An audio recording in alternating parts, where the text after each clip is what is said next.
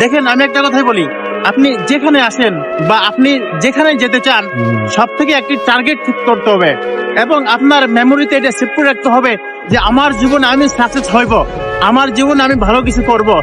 তখন আপনি মনে করেন সাকসেস হতে পারবেন।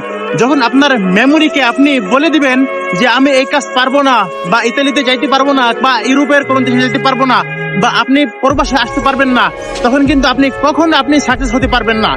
কারণ আপনার মেমোরিকে আপনি সেভ করে রাখছেন যে আমি সাকসেস হতে পারবো না। অতএব এইটা আপনার মেমোরিকে সেভ করেন যে আমি আমার জীবনে কোনো কিছু হতে হলেও আমি ভালো কিছু করব। তখন কিন্তু আপনি বড় কিছু করতে পারবেন। আর যদি মনে করেন যে আপনি এই বিষয়টা থেকে বিরত থাকবেন, তখন আপনি কখনো সাকসেস হতে পারবেন না। এখন থেকে, বসে না থেকে, আপনি যেখানে আছেন এবং যেই দেশে যেতে চান বা আপনি যেই কাজ করতে চান, আপনি ওই কাজে লড়েন এবং যুদ্ধ করেন। আপনি যুদ্ধ হয়ে বেঁচে থাকেন, তাহলে অবশ্যই সাকসেস হবেনই।